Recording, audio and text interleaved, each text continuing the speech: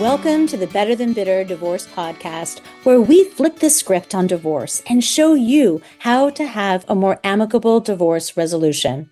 I'm your host, Tanya Licklider, a divorce coach, a certified life coach, and the mastermind behind the Better Than Bitter 5-step game plan course, where I help individuals build a pathway towards a more amicable divorce resolution. Each week, I'll bring you uplifting stories from people who've successfully experienced amicable separations, proving that divorce doesn't have to be a battleground. Whether you're overwhelmed with grief, struggling with custody and co-parenting, or just dealing with a high conflict individual, this podcast is here to guide you towards reclaiming your life and being what I know is possible, better than bitter.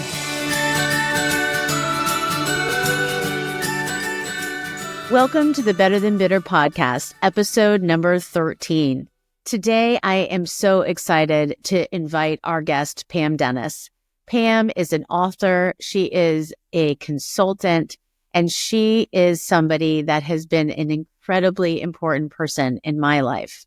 She is my bonus mom. So what does that even mean? What does a bonus mom mean to me? Well, she is somebody that came into my life when I was 7, and she played such a huge role in having my parents be able to co-parent in an amicable way. And also not even just co-parent, just be able to function as friends. And she developed an incredibly wonderful relationship with my mother. And together they believed that they were just part of this child rearing team. And she never stepped on my mother's toes, but my mother did lean on her. And she leaned on her because Pam was an incredible facilitator. She was an incredible consultant. She had worked with leaders in global Fortune 100 firms like GE and Merck and JP Morgan, CNN, General Motors, and so many more. And what she did for them is she helped those companies lead important transitions in their life cycles of their organizations. So she knew how to help people through challenges. She knew how to mobilize commitment to change.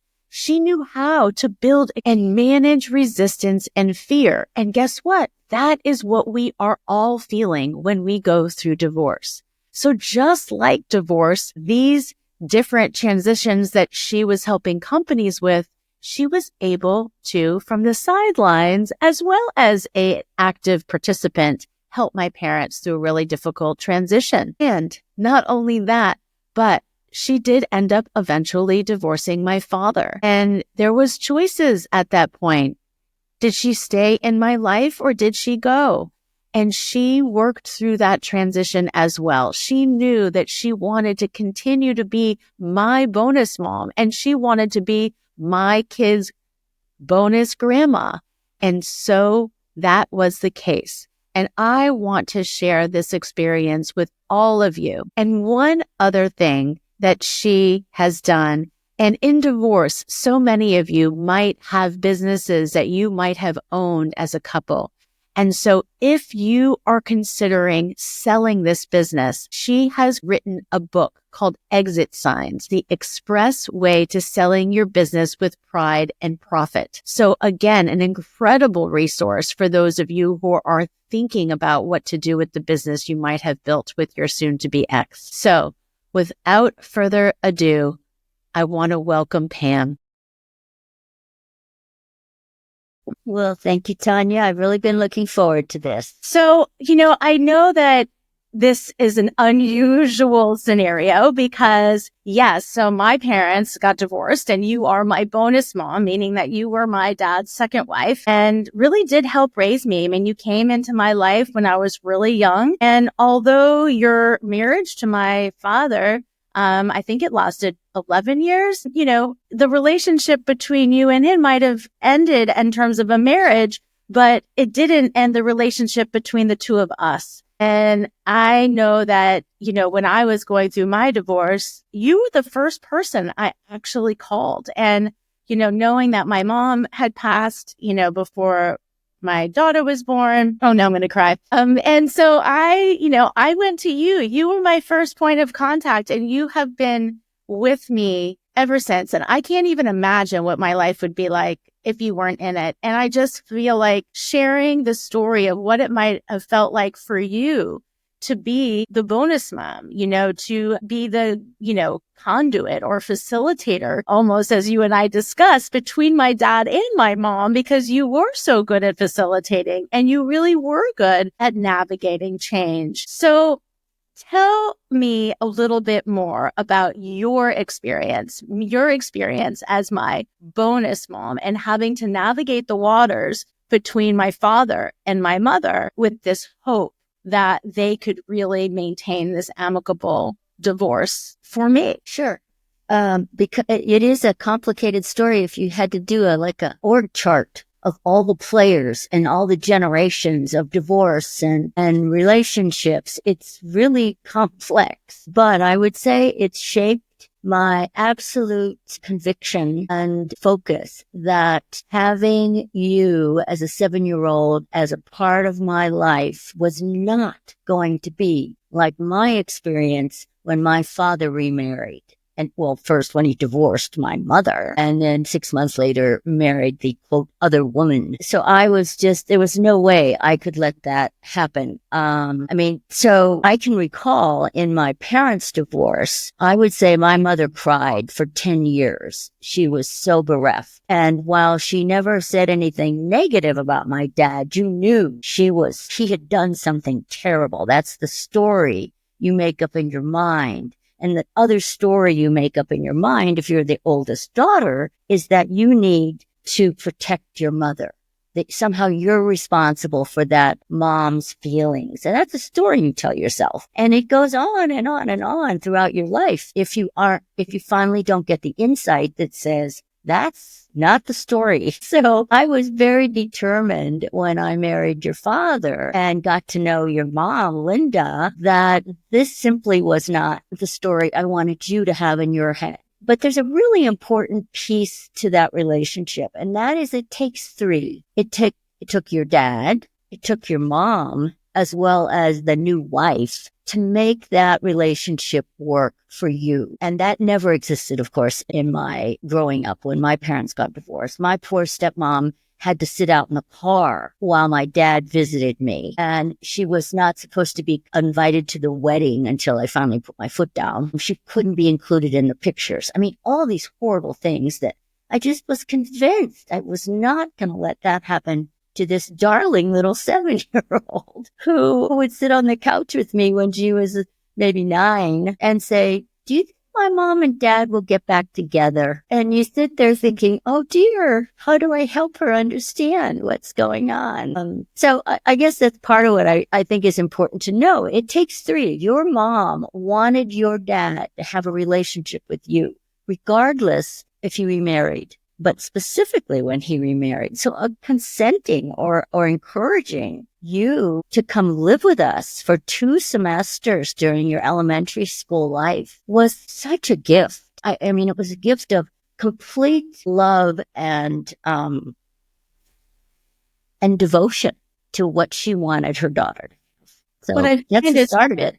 Yeah, what I find is so interesting is that both of my parents had parents that were married and they had families where divorce just wasn't something that was prevalent or they had any knowledge about what a divorce should or shouldn't look like. And I remember being in my hometown and there was only one other friend of mine whose parents got divorced and our moms totally connected. And, she had a drawer at my house and I had a drawer at her house because they relied on each other for support because it just wasn't as common. And the fact that you had this experience of divorce in your family, I think brought a lot of light to what could potentially happen if my parents didn't come together and co-parent effectively and communicate at a different level. And I want to talk about communication because I talk in my coaching a lot about communication and how important it is. And I have a webinar called 6 Communication Techniques to Get What You Want in Divorce. And a lot of it, stems from being vulnerable, being kind, being firm and assertive, but yet, making sure that you're feelings are being heard, as well as your requests for collaboration. And so I believe that a lot of what you did for me and my mom and my dad, were these communication techniques. My parents were like clueless. They had no idea how to do this. And my dad lived across the country. It wasn't like he had every other weekend and Wednesday dinners. Let's talk about some of the facilitation. Let's talk about how you stepped in and how you really helped my father and guide him to communicate with my mother. And then how you helped my mom and I, communicate with one another, which I thought I will never forget those scenarios when we would get into a fight. Yeah. I think part of what makes the communication work, we used to say this in business with virtual teams and now people officing out of the office or at home officing, that if you don't have FaceTime, and I don't mean FaceTime on your phone, if you don't have personal FaceTime with a person, it's really hard to have the kind of authentic communication. So part of what allowed your parents and I to have the kind of open communication, authentic conflict and so forth, was that we spent time together.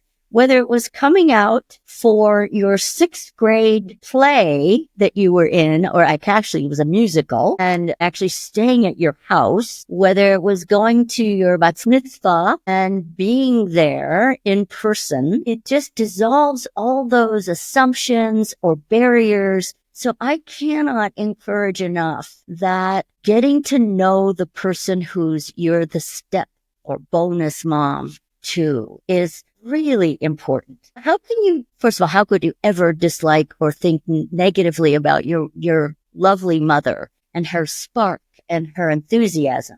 But she was also very open to getting to know me. So that allows us to have very frank conversations. Your dad is probably the world's greatest conflict avoider. So in order for us to have conversations, 3-way conversations with your mom, I would have to sometimes have a long conversation with your dad to help him get to the heart of what was it that was the discussion. It was whether to let you date at 16 or whether it was to let you, some of the basic teenager kinds of issues, or understanding how fearful you were to travel by yourself all the way from Connecticut to Boulder, and having him understand that he needed to, really hear you and understand that you were very afraid that he wouldn't be there at the gate, and having your mom reinforce that from the Connecticut side.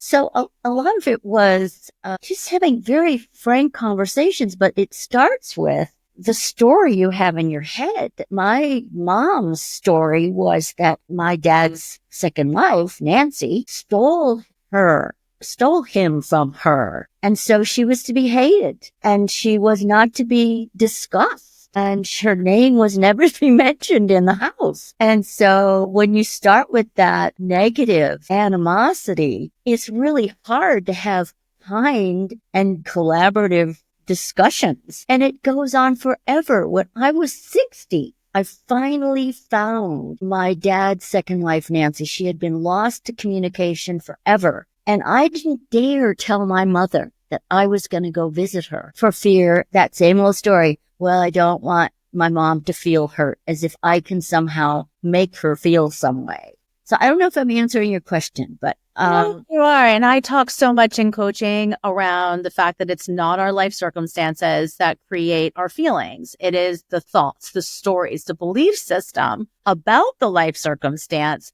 that creates the feeling. And that feeling that you have is what is driving your actions, reactions, behaviors, or even inactions. Some people just get paralyzed completely, right? So however they're feeling is giving them the inactions, what they're not doing. And your results that you get in your life are directly correlated to how you act, react, and behave, right? Which is stemming from your belief system, your thoughts, the stories you tell yourself. So what I hear you saying is that your mother could not let that story go. And so she was so resentful and so angry, or maybe just overall hurt. And it didn't allow for her to act, react, and behave in a way that was going to give her that forgiveness of unburdening herself from that resentment in her life. So who's the one that suffered? Your mother.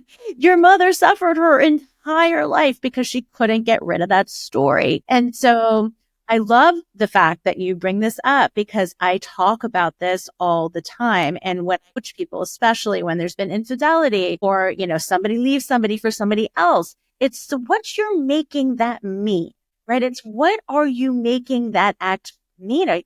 Your mom was making it mean that, this woman stole your father, which makes her less than. I'm not good enough. I wasn't good enough. There was somebody else out there that was better. I'm going to blow the top off. When my parents divorced, my mother also had an affair. And my dad was able to change that dialogue. He didn't hold on to that resentment. And who knows if he ever took any level of ownership or responsibility for how he was showing up in that relationship for there to be healing on his end, as to the why. But I talk about the fact that in divorce, the 3 simple mindset shifts in order to have an amicable resolution is 1, allow for yourself to grieve. 2, throw away the why you're getting divorced. If you want an amicable resolution, you got to throw it away, because if you hold on to it forever, you're going to end up like your mother. And then the third thing is manifesting your desired outcome, thinking about what do you want in your life. Think about it bird's eye view, or drone view, as I say these days. If you can decide that you want a brighter future and you can determine what you want yourself to feel, not just like how much money you want to have or the house you want to live in, but like, what do you want to wake up and feel every day? How do you want to surround yourself with the right support system? Like, that is the crux of the secret to a more amicable resolution. Yes. So let's talk a little bit about the facilitation between my mom. So I was a teenager. Obviously, you were with me from my mom was still alive, and the listeners don't know, but my mother got sick when I was 15 and ended up with brain cancer. And so she was struggling with her own health, and Pam was there and still my bonus mom during that time period. My mom had struggles just being strong, being a mom, being somebody who can set boundaries. And I was definitely a little bit of a wild child and, didn't like to listen too much. And Pam would step in. So talk a little bit about how you, I would say, did that in a constructive way without stepping on the other people's toes. Because being a bonus mom or a stepmom is challenging, right?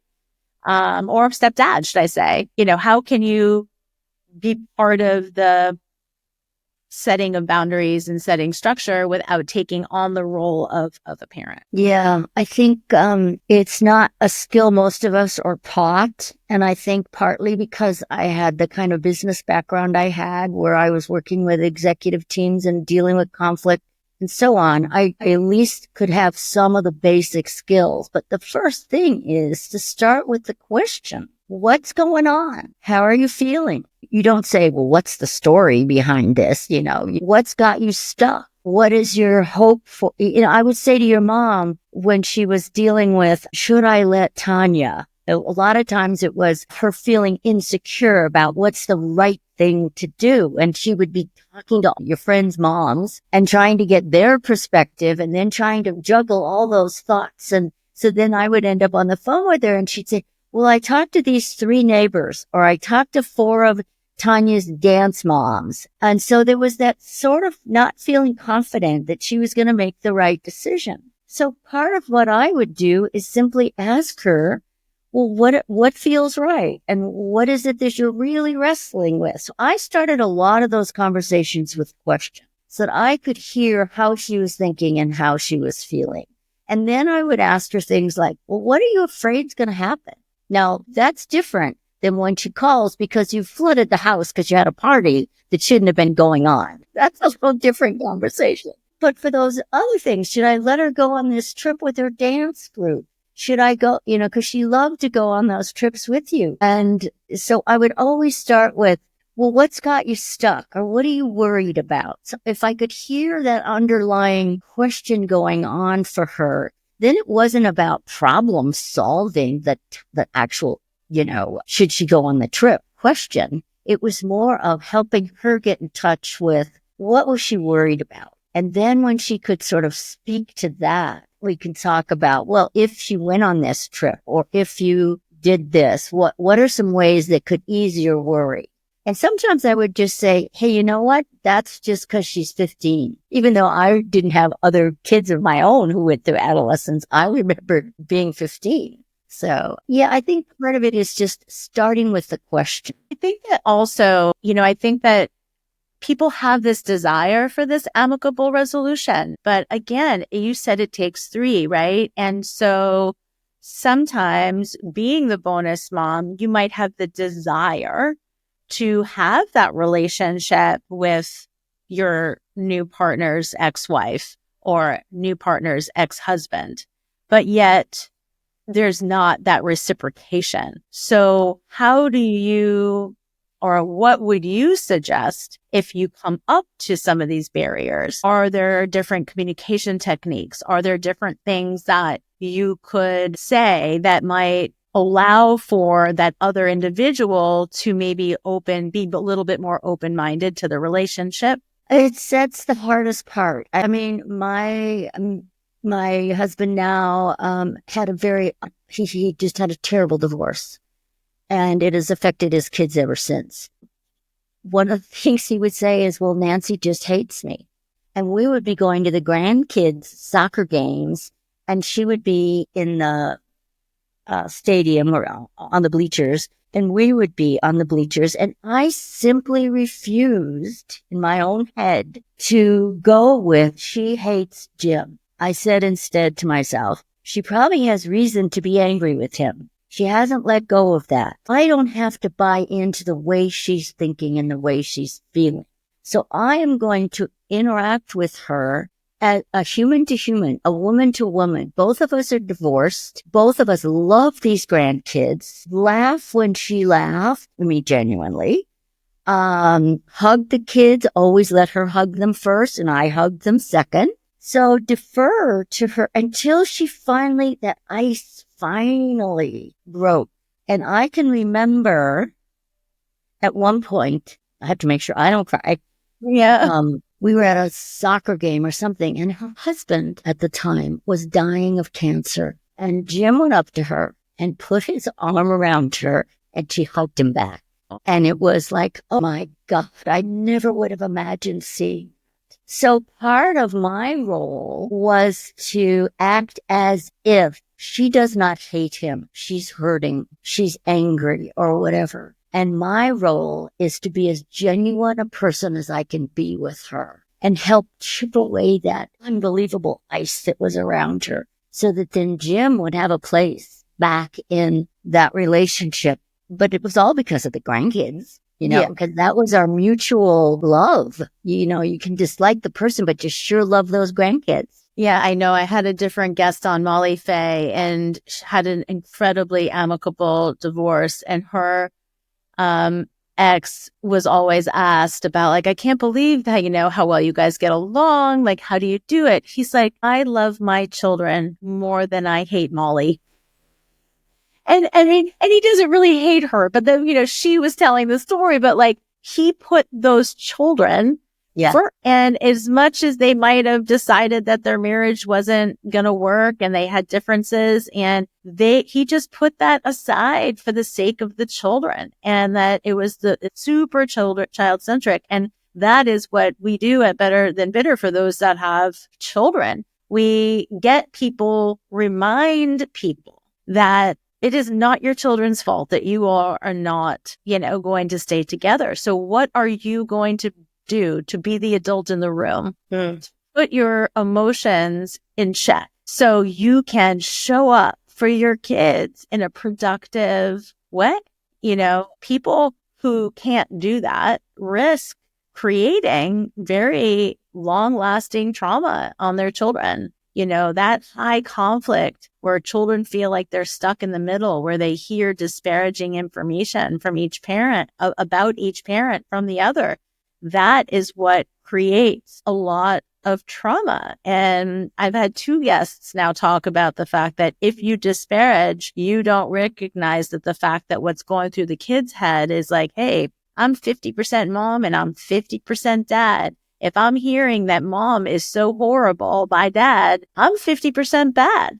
And it might not be coming as consciously, but subconsciously, the kids feel that. And again, I've heard this from a couple of guests. So obviously there's been some research around this that has been published in the divorce world about like the dangers of disparaging. So talk a little bit more to us about, as you and my father ended up separating, and the thought of how are you going to maintain the relationship with me, and how, now we have a totally different dynamic because you have been in a very, very long time relationship with Jim for 30 something years. My dad cycled through another wife or 2, and we still all are a big happy family. And so let's talk about how that has worked from your perspective. Yeah, the life continues to be complex over all these many years. And, part of it is when Andre and I separated,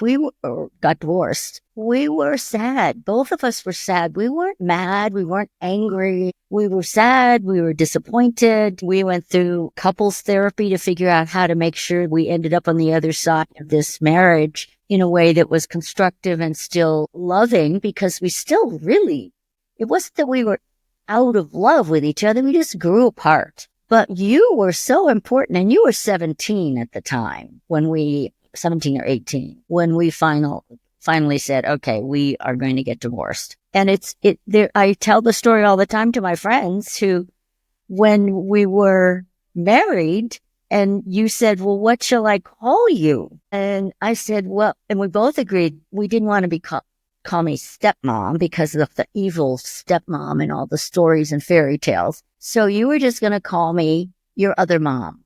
And that's how you would introduce me. She's my other mom. And then when Andre and I got divorced, it was like, now what do we call me?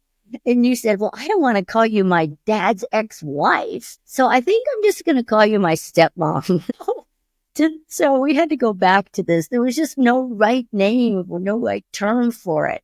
But we knew all along that you were too important, and knowing eventually you were going to get married and you had babies and all, that you can't just leave my life. You've been a part of my life for 10, 11, 12 years. So that just wasn't going to happen. And Andre wasn't going to let that happen either. And your mom was still alive at the time, and she was still my friend. Despite her very difficult health issues, she was still my friend. So we just always believed that there's a family of affection. It's not illegal. It's not drawing the papers that say, oh, you're my bonus mom, stepmom, whatever. It's a family of affection. And if you start there, then how can it be different? How could it not be still loving and engaged and celebrating each other's victories and being there for the challenges? It starts with, what do you want to believe in your heart? And then you make your brain come in line with it. It's like, I have choices. If I start with a positive assumption and a positive vision of what I want to be after this divorce, whichever one it is, then you have choices. But if you stuck with, I can't stand this person, he betrayed me or whatever, your choices all of a sudden get diminished. So I think that's part of it. And I think your dad, of course, he doesn't like conflict. So he was not about to have a conflictual kind of relationship with me with regard to you. And that's true with his most wonderful wife now, Beth. We just started off with the assumption that you are an important part of Andre's life and have been an important part of my life, and you will be an important part of her life. And so that's the glue that holds us together and makes us affectionate with each other. I don't know if that makes sense. Oh my God, I love the term family of affection, and I'm going to use that because it's hard to describe this scenario of not just you, but my dad's dynamic with my mother's family. And now he brings his new wife to my mother's family's reunions. And, everybody is just one big family of affection. And I think that one of the strengths of my extended family is they say that even if you divorce the individual, you don't divorce the family. And my ex has a great relationship with all of the people in my extended family. And I was very determined that they would accept him and love him as much as they always did. And just because we, were not together didn't mean they didn't get to love him as much as they did before. And I think that's really, really important. And it doesn't happen in every family. I know that with his side of the family, he had to be very clear to them that he's like, listen, they were like, oh, we've got your back, son, thinking like, oh, you told us you're getting divorced, so it must be horrible. And he was like, no.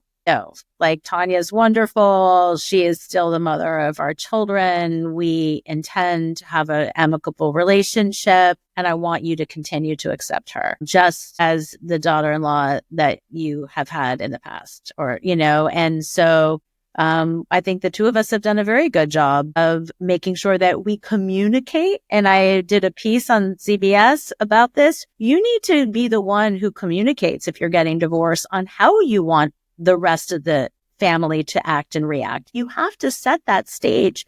Don't allow for them to make assumptions and make their own decisions. It's very important that you communicate out to them what you want from them as it relates to the relationship moving forward, because there's a lot of fear that happens in divorce, that especially if you had a good relationship with your ex's family, there's fear that you're going to lose that family. And so it's the job of the person whose family it is to set the stage for what it could be moving forward. But it comes back down to what you had said. What is the story you're telling yourself about the circumstance, and how can you rescript? One of the best parties I think I ever went to was a divorce party. And it was like a wake, except that not a wake of mourning, but a wake of celebration that said, Jerry and I have been together for 15 years. We have decided we are no longer going to stay married. And the 50 of you friends cannot take sides. And we're going to toast to our friendship, and it may continue. And then everybody had a great, it was a divorce party. They even called it a divorce party. It is, because if you don't choose to let people know, make the conscious choice to say, I'm going to preserve a set of relationships, not just with my husband or soon to be ex and with our children, but with that whole context of friends and family and extended family. You have to make it a deliberate attempt to say, I'm going to manage that future. Manage is probably the wrong word, but I'm going to set the tone for that future by making certain things happen. And it has to do with phone calls and get-togethers for lunch and divorce parties or whatever. But it has to be in your head that you say, I am going to really foster a relationship that continues beyond this legal separation of two people. It really is a deliberate choice. And it's hard if your model has been not an amicable divorce, one that's full of animosity and hurt and rage. And then it goes to the next generation. And those kids have divorces that are angry and full of animos. And you have to decide, I'm going to break that cycle. Mm-hmm. And it's interesting. We have grandkids whose parents got divorced and their whole life heard nothing but bad things about their dad. And then she remarried and has a very nice, loving husband, but he insisted that they call him Dad. He wouldn't answer their questions or speak to them if they didn't first say Dad. And that's not how you build the kind of relationship you want. So to this day, they don't know what to call their real dad. They now call him kind of his first name. And you have to break the cycle. You have to say, I'm not going to let that cycle continue, because it'll perpetuate generation after generation. Because it's the only thing people know. I know. And there's so much fear of children who come from divorced parents. I know our children have fear that they're doomed for divorce. And because I came from divorced parents, My ex is, comes from divorced parents. We are now divorced. And so I try to tell them that, listen, I can't control like what happens in your future. 50% of people who get married get divorced. It is true. That is the fact. And I hope that, for you all that, you meet the right person and you can work through your differences if they do arise. But at the end of the day, like if divorce is something that does come into your life, all I can do and all your father and I can do is help you model what an amicable divorce looks like, and that it can just be a family re-envisioned and trying to change that divorce dialogue. And that's the mission of Better Than Bitter, is like, how do we destigmatize divorce? How do we change the divorce dialogue? People dying at 65 back in the day, they weren't living as long and they didn't have, they weren't spending as many years with the same person, and life was a lot less kind of complicated back then as well. So again, it's okay and destigmatizing it. And if you decide you're going to go separate ways, you go separate ways, but there's ways to do it and there's ways not to do it.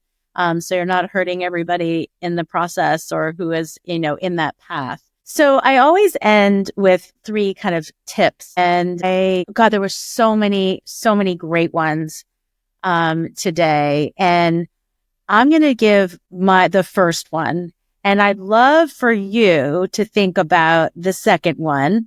And then I'll come into the third, and I'll give you a little time as I talk about the first. So the first top tip that I'm going to pull from today is this family of affection. And that as you are considering bringing somebody else into the lives of your children and thinking about the fact that there is potentially a bonus mom or a bonus dad, maybe even bonus kids, meaning you could be introducing your children to another set of children, right? So there could be a total merging of families. But what's important is that it doesn't matter what the relationship is, whether it is a stepmother, a stepfather, a stepbrother or sister, a half brother and sister, somebody else gets divorced. Like, you are just creating a family of affection. And there's no name. So even if Pam was married to my dad and then she wasn't, but she never left my family of affection. And that to me is the meaning of being able to do this amicably and the power, because you know what? The more people who love your children or the more people who love your grandchildren, the better. The better. My kids, our kids, they are so grateful they have all these grandparents. And that, it's not as typical as it should be, but they feel lucky, and we feel lucky that they feel lucky. So that is my first tip, family of affection. Pam, what could you say for tip number 2? I think tip number 2 is we always have choices. We have choices about how we want our relationship to be with this child coming into our family, or with the mother of the child coming into this new family, or of the name we're going to call each other, while this person is in your family, and afterwards, in our case, the second divorce for you. You have choices. It often doesn't feel like it. But that's usually because we haven't gotten in touch with what is our biggest fear, or what are we feeling sad about? And when we can come to grips with that, it opens up all kinds of choices for us. So the hard work is first with yourself. And then, and I say this to executives, who are micromanaging. You have a choice, but you've ruled out 4 of them. Because why? Because you're afraid of not being a success, or you're afraid that people won't think you're in charge. So let's add the choices that are there for us by getting deeply in touch with what's our story, what's our fear. So my tip is figure out how you can have more choices than maybe what you've been giving yourself in the past. And I think for tip number 3, I'm going to go back to the story you talked about and how you facilitated conversations between me and my mom. And I think that you said that it was really about not giving your opinion, you started with a question and you said, what are we concerned about here? What are we hoping to accomplish here?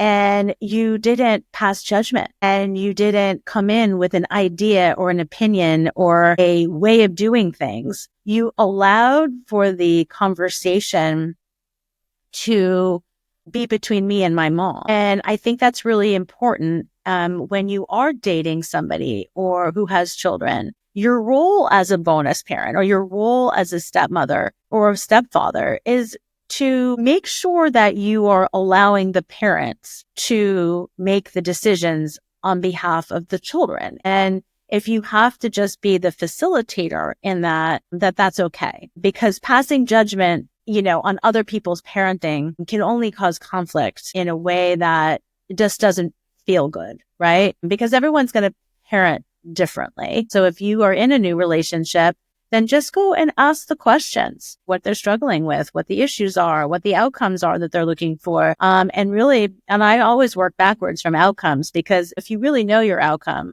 then you know that you know ways by which you need to act, react, and behave. And so those are my 3 top tips. Pam, I can't thank you enough. I'm so happy that you're here and we're willing to share your story and our, amazingly affectionate family. I feel very grateful. And I as well. And I'm just sending you a big smooch. All right. Thank you again for joining us at the Better Than Bitter podcast. And I look forward to hearing you all listening. I look forward to everybody and then following episode number 13. Thanks again. Thanks for tuning in to Better Than Bitter, Navigating an Amicable Divorce. Whether you are at the beginning of your divorce journey, midway through, or even done, we want the stories from our guests to give you hope that an amicable resolution is possible. If you'd like to dive deeper into today's episode, check out our show notes for a full transcript, reflections, and links to learn more about Better Than Bitter's coaching, courses, and how to connect with our fabulous guests. If you're ready for more support, you can head over to betterthanbitter.coach. There you'll find details and additional information on our 5-step game plan multimedia course, our one-to-one Zoom coaching, group coaching, monthly memberships, events and retreats, and a whole lot more. Plus, we've got a ton of free resources, like our monthly newsletter, our private Facebook group, Instagram channel, and a library of articles and free webinars to help you along the way.